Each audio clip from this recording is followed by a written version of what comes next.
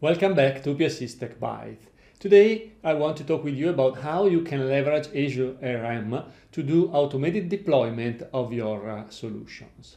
So Azure RM is really useful for deploying and managing resources and services in Microsoft Azure, and you can use it to manage, deploy or redeploy a solution or a set of resources that you use, as well as to control the resources that you already have deployed. You can also use it through PowerShell, which make it really powerful whenever you want to create automation scripts for releasing, for example, a solution to your customer and just providing your customer with a script that they can run on their environment, providing their own credentials, and the script will create and will provision all of the resources for them on the fly. So let's move to the demo environment and let's see how you can do that in practice. So let's say that we have an Azure function that we built or we created using Visual Studio. This is based on the very basic template that you get out of the box from Visual Studio 2019. And we want to deploy this Azure function onto Azure using an automated deployment script.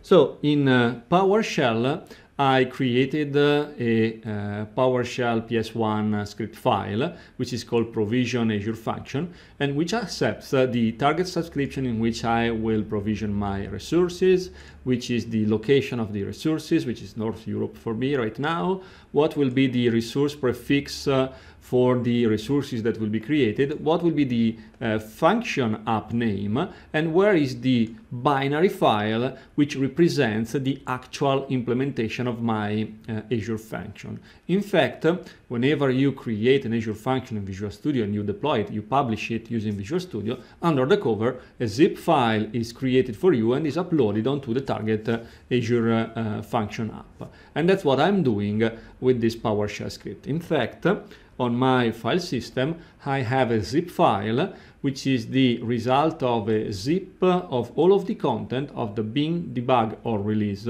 regardless what is your target now, which should just focus on the zip file by itself, and of the folder representing the version of the target.NET framework that you want to use for your Azure function.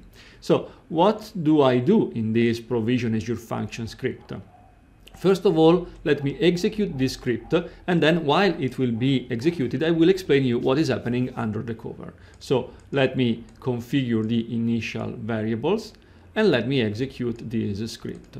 And first of all, I will have to authenticate against my target Azure environment, providing the account of a user which can provision resources onto the target subscription.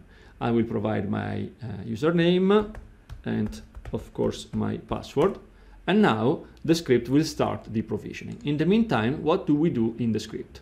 First of all, we check if we have the Azure RM module available in PowerShell, and if not, we install that one.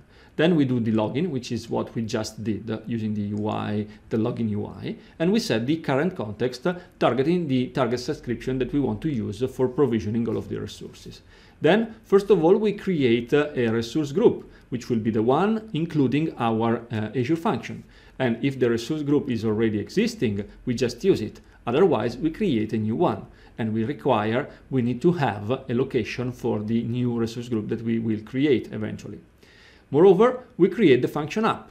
So again, we try to get a resource which will be the function app that we are going to provision. And if the resource is already existing, we just reuse that one. Otherwise, we create a new Azure RM resource, which will be a Microsoft Web/Sites, and it will be a kind of function app, so that we declare that we are going to create a function app in the target resource group. And in the meantime, the script has already completed its activity. Moreover, once we are ready with the function app created in the Azure resource group, we do the actual upload of the zip file representing the real functionality. So first of all, we get the publishing profile for the function app using the invoke Azure RM resource action, targeting our just created function app.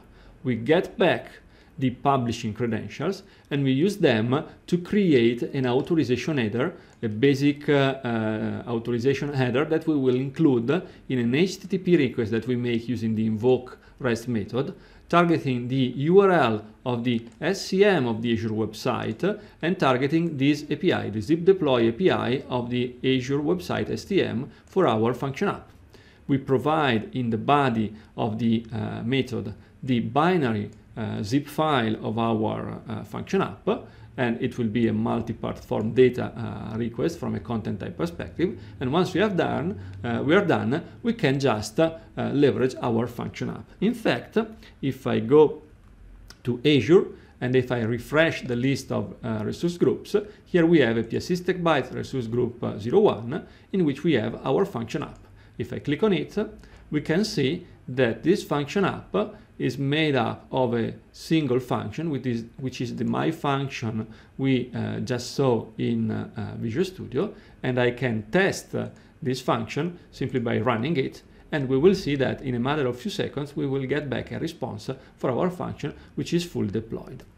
That's really simple and easy, and you can easily create a provisioning script for your customers using Azure RM to automate the provisioning of your solutions.